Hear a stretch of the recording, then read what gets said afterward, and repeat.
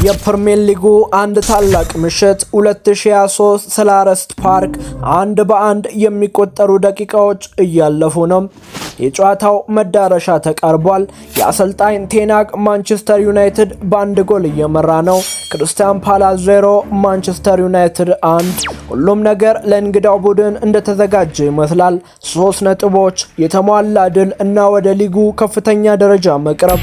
ነገር ግን እግር ኳስ አንድ ሰው እስኪሰማው ድረስ አይጨርስም። አንድ ጊዜ ኳሱ አንድ ሰው እግር ላይ ሲደርስ የ90 ደቂቃ ታሪክ ሊቀይር ይችላልና 90ኛው ደቂቃ አለፈ።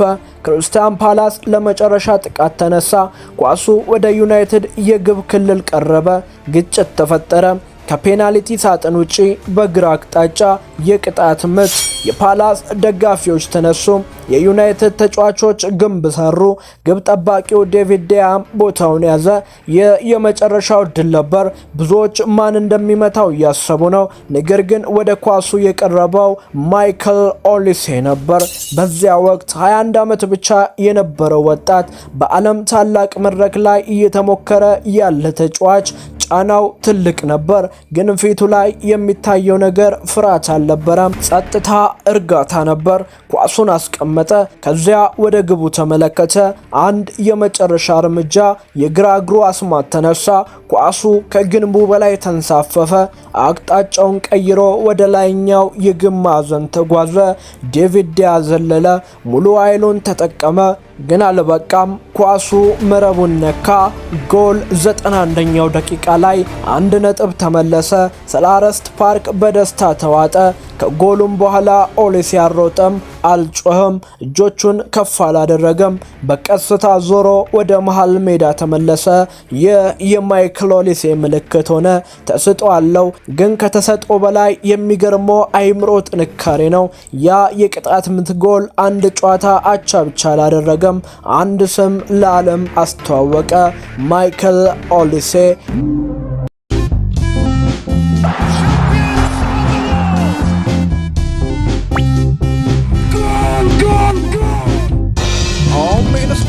አሜን ስፖርት። የሰው ማን ነው? 2001 ለንደን አንድ ሕፃን ተወለደ። ስሙም ማይክል ኦሊሴ ይሰኛል። የሱ እግር ኳስ ጉዞ ከብዙ ተጫዋቾች የተለየ ነው። እሱ ኳስን በእግሩ ብቻ አይጫወትም፣ በአይምሮ ጭምር እንጂ። የተጋጣሚውን እንቅስቃሴ ከመፈጠሩ በፊት መረዳት፣ ትክክለኛውን ፓስ በትክክለኛው ሰዓት መስጠት ከተራ ችሎታ በላይ የሆነ የጨዋታ እይታ ነበር። በወጣትነቱ ወደ ተለያዩ አካዳሚዎች ገባ። እዚያ ግን የተማረው ኳስን መቆጣጠር ብቻ አልነበረም፣ ትዕግስትን፣ ትጋትን ጭምር እንጂ። በየቀኑ ራስን ማሻሻልን ተማረ። በ2019ም ወደ ሬዲንግ ኤፍሲ ሲቀላቀል ለሙያው እግር ኳስ ትልቅ መድረክ አገኘ። በሻምፒዮንሺፕ ጨካኝ ሜዳዎች ላይ ወጣቱ ኦሊሴ ለራሱ ስም መገንባት ጀመረ። አንድ ተከላካይ ፊት ለፊት ሲቆም ኦሊሴ የሚያየው ግድግዳ አልነበረም፣ የሚያየው ክፍተት ነበር። የግራ እግሩ ኳስን በልዩ መንገድ ይቆጣጠራል። የሚሰጣቸው ፓሶች፣ የሚፈጥራቸው እድሎች የብዙዎችን ትኩረት ሳቡ። ቀስ በቀስ የእንግሊዝ እግር ኳስ አንድ አዲስ ስም ማውራት ጀመረ። የልጅ ልዩ ነው። ከዚህ በኋላ የፕሪሚየር ሊጉ በር ተከፈተ። 2021 ክሪስታል ፓላስ። ኦሊሴ ወደ እንግሊዝ ከፍተኛው የእግር ኳስ መድረክ ገባ። እዚህ ግን ለማንም ቀላል አይደለም። ከዓለም ምርጥ ተከላካዮች ጋር መጫወት፣ በትልልቅ ስታዲየሞች መታየትና በሚሊዮኖች አይን መመልከት ከባድ ፈተና ነበር። ግን ኦሊሴ አንድ ነገር አሳየ። እድሜ ትንሽ ሊሆን ይችላል፣ ተሰጥኦ ግን እድሜ አይጠይቅም። በክሪስታል ፓላስ ማሊያ ላይ እያንዳንዱ ጨዋታ ለዓለም መልእክት ነበረው። የልጅ ለመጫወት ብቻ አልመጣም፣ ለመታወት ጭምር እንጂ። እሱ ሜዳ ላይ ሲገባ የሚያሳየው ነገር ፍጥነት ብቻ አይደለም፣ ኃይል ብቻም አይደለም። የሱ ትልቅ ልዩነት ኳሱን የሚያስብበት መንገድ ነው። ኳሱ ወደ እግሩ ሲመጣ ብዙ ተጫዋቾች የሚያዩት የፊታቸውን ተከላካይ ነው። ኦሊሴ ግን ከዚያ በላይ ያያል። የሚከፈተውን ቦታ፣ የሚሮጠውን ተጫዋች፣ የሚመጣውን እድል። የእግር ኳስ ብልህነት ነው። በክሪስታል ፓላስ ውስጥ ያሳለፈው ጊዜ የእሱን ስም ወደ ከፍተኛ ደረጃ ወጣው። ከአንድ ተራ ወጣት ተጫዋች ወደ ትልቅ ክለቦች የሚፈለግ ኮከብ ሆነ። ነገር ግን የእሱ መንገድ በቀላል አልተገነባም። የፕሪሚየር ሊግ ጫና፣ የደጋፊዎች ግምት፣ የተጋጣሚዎች ጥንካሬ፣ እነዚያ ሁሉ የአንድ ወጣት ተጫዋቾች ፈተናዎች ነበሩ። ግን ኦሊሴ የሚመልሰው መልስ በእግሩ ነበር።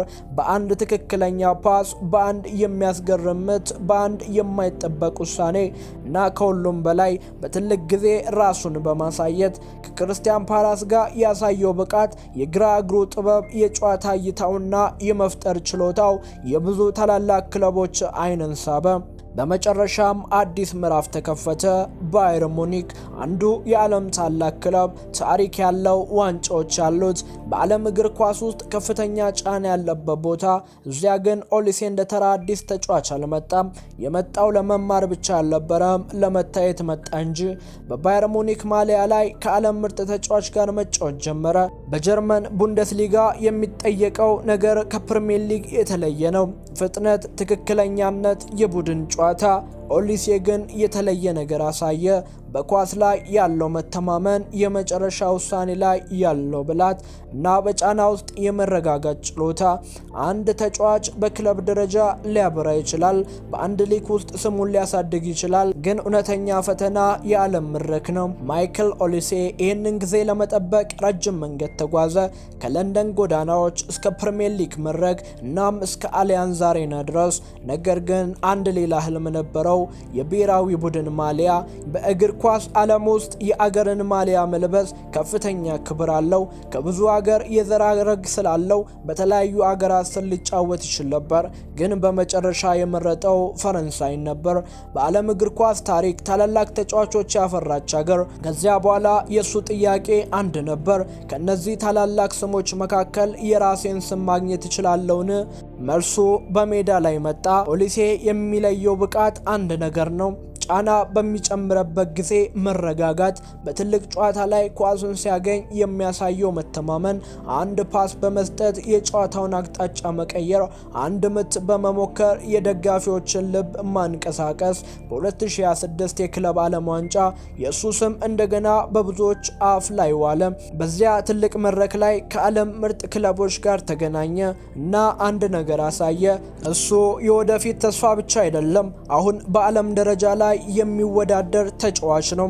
ከቀድሞ የክርስቲያን ፓላስ ወጣት ወደ ባየር ሙኒክ ኮከብ የማይክል ኦሊሴ ታሪክ አሁን ወደ አዲስ ደረጃ ደርሷል። ከለንደን የተነሳ ወጣት፣ በሬዲንግ ውስጥ ራሱን ያሳየ ተስፋ፣ በክርስቲያን ፓላስ የተወለደው ኮከብ እና በባየር ሙኒክ የዓለም አይኖች ፊት የቆመው ተጫዋች። ብዙ ተጫዋቾች ስኬት ሲመጣላቸው ይለወጣሉ።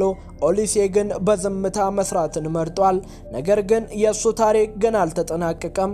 ምክንያቱም ታላላቅ ተጫዋቾች የሚመዘኑት ባሳለፉት ብቻ አይደለም፣ በሚመጣው ዘመን በሚፈጥሩት ታሪክ ነው። ማይክል ኦሊሴ የዝምታው ኮከብ፣ የግራ እግሩ አስማት እና የአዲስ ዘመን ተስፋ። የጉዞ ቀጣይ ምዕራፍ ገና ይጻፋል። ውድ የአሜን ስፖርት ተከታታዮች እስከ መጨረሻው አብራችሁን ስለቆያችሁ እናመሰግናለን። ቸር ጊዜ ይሆንላችሁ።